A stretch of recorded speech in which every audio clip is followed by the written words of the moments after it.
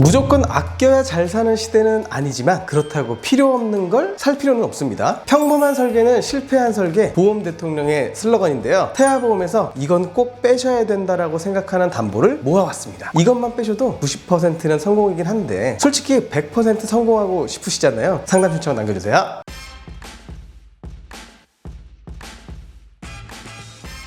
설명은 보장 내용, 보장 범위, 관련 보장 담보 순으로 정리해드리겠습니다. 첫 번째, 상해 후유장애 관련 특약입니다. 보장 내용입니다. 상해를 원인으로 후유장애 발생 시 퍼센티지에 따라 보장받을 수 있는 담보인데요. 기본 계약과 관련된 만큼 가장 우선적으로 체크가 필요합니다. 기본 계약은 상해 후유장애 3% 이상부터 보장하니까 보장 확률이 높겠죠. 보장 범위 및 제외 사유입니다. 기본 계약에 교통상해, 자전거 탑승 중 상해 후유장애 50%, 80% 모두 포함됩니다. 굳이 중복으로 구성해서 불필요한 보험료를 지출할 필요는 없겠죠. 관련 보장담보는 보장 범위가 가장 넓은 기본계약 상해 후유장입니다. 두 번째는 상해 입원 일당 1에서 180일 이외의 기타 상해 입원 일당 살펴볼게요. 보장 내용입니다. 말 그대로 상해의 직접적인 치료 목적으로 입원 시 보장받는 담보인데요. 마찬가지로 상해 관련 입원 일당 종류가 많아도 너무 많습니다. 보장 범위 및 제외 사유입니다. 상해 입원 일당 1에서 180일 담보가 해당 담보를 모두 보장합니다. 다 필요할까요? 답은 여러분과 보험 대통령의 경험에 있는데요. 엄마 아빠가 살아오면서 입원을 했던 경험 중 상해로 인한 입원 또는 질병으로 인한 입원 어떤 경험이 더 많으신가요? 또는 어떤 걸로 입원했다는 얘기를 더 들어보셨을까요? 저희에게 들어오는 보험금 접수도 질병이 더 많습니다. 관련 보장 담보입니다. 상해 입원 일당은 딱 기본만 상해 입원 일당 1에서 180일 5만원 구성하시는 걸 권장드립니다. 수술 후 입원을 해야만 또는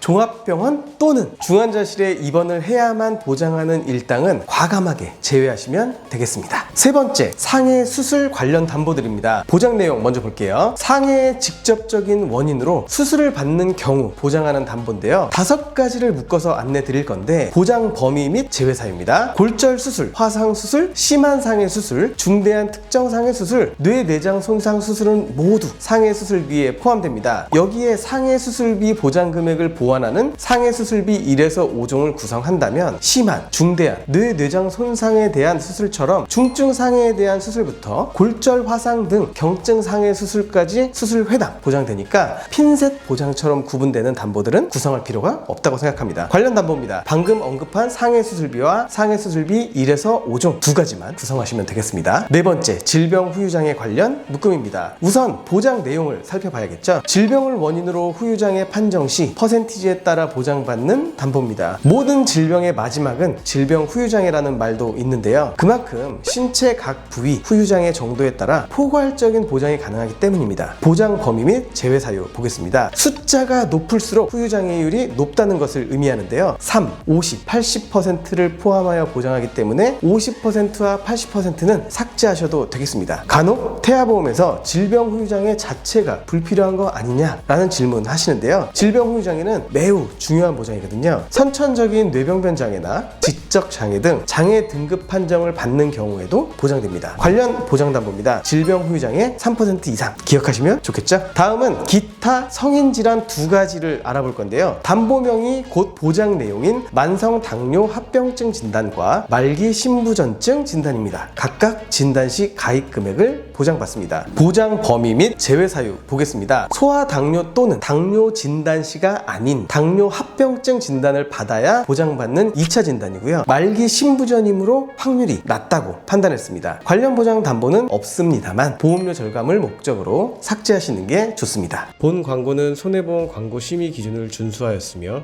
유효기간은 심의일로부터 1년입니다. 다음은 수술 관련으로 넘어가 볼게요. 먼저 보장 금액이 너무 적거나 30세 이전에 수술할 수 있는 확률이 적은 담보들을 모아왔습니다. 보장 내용입니다. 심장질환, 뇌혈관, 간질환, 백내장, 녹내장, 동맥경화 등을 보장하는 담보들입니다. 뭔가 어린이와는 어울리지 않는 보장 내용이라 할 수 있겠습니다. 보장 범위 및 제외 사유입니다. 영유아 성장 시기보다는 성인 시기에 집중되어 있는 걸 확인할 수가 있는데요. 당장 태아보험에서까지 미리 구성 구성을 하기보단 추후 성인 시기가 되면 연령에 맞는 수술비 보장으로 준비해 주시면 되겠습니다. 또한 일부 담보는 보장 금액도 적은 편입니다. 관련 보장 담보는 질병 수술비와 질병 수술비 1에서 5종이고요. 가장 넓은 질병 관련 수술비 2가지임을 기억해 주시면 좋겠습니다. 다음은 암, 뇌, 심, 산정 특례 대상 관련 보장입니다. 보장 내용 보겠습니다. 암, 뇌, 심장 질환 진단 이후 산정 특례 대상이 된 경우 보장받는 2차 진단비 개념입니다. 보장 범위 및 제휴 사유입니다. 태아 어린이 보험에서 성인 3대 진단비의 구성이 정말 필요한가? 라는 생각을 하게 되는 경우가 많은데요. 그럼에도 진단비는 보험의 기본으로 분류되는 암, 뇌혈관, 심혈관 진단비는 필수적으로 구성해야 한다고 보시면 되겠습니다. 하지만 여기에 더불어 산정 특례 대상에 대한 보장까지 추가하기엔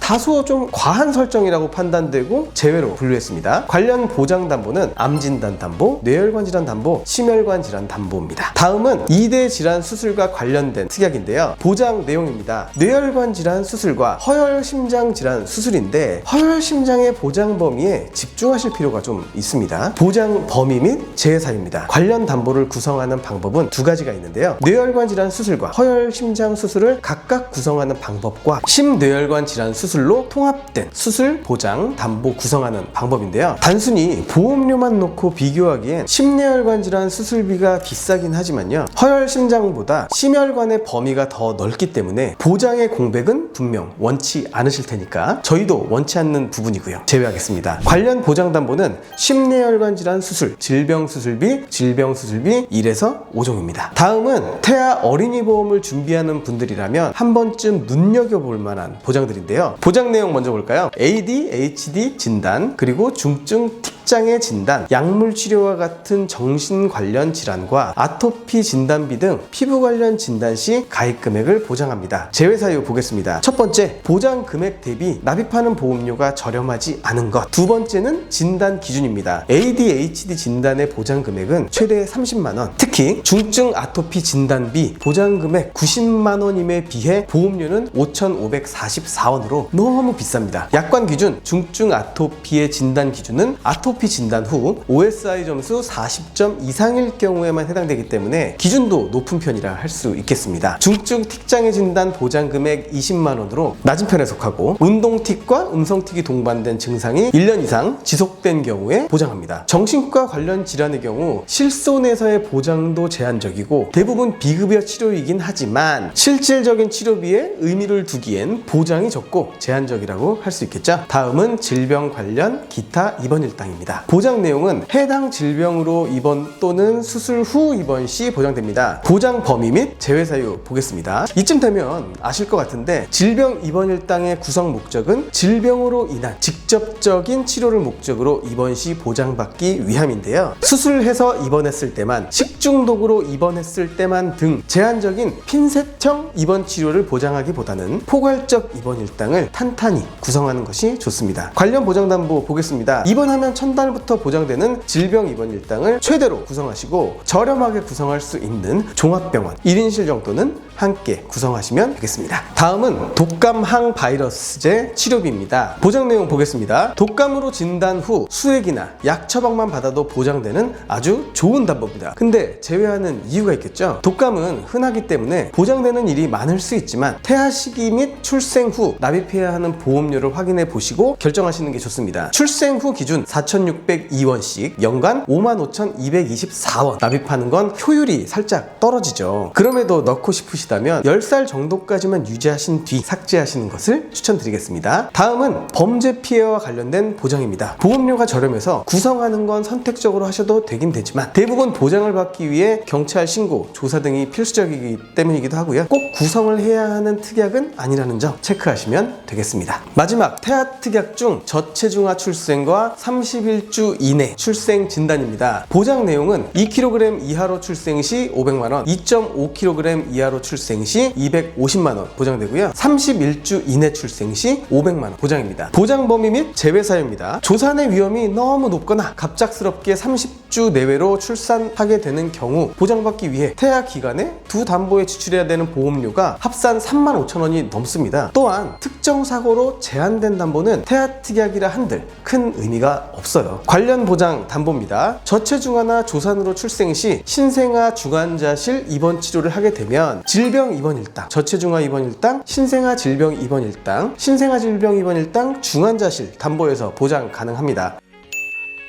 자, 이렇게 불필요한 담보를 일부 말씀드렸는데요. 더 많은 불필요 담보가 있다는 것, 영상이 너무 길어질까봐 언급도 못했습니다. 보험 너무 어렵고 복잡하시죠? 보험 대통령을 통해 가입하시면 이런 고민 저희가 다 해드리고, 보험을 유지하시는 동안 보험금 청구, 보험 변경 저희가 다 알아서 해드립니다. 여러분은 보장만 받으세요. 감사합니다. 보험 대통령이었습니다. 본 광고는 손해보험 광고 심의 기준을 준수하였으며 유효기간은 심의일로부터 1년입니다.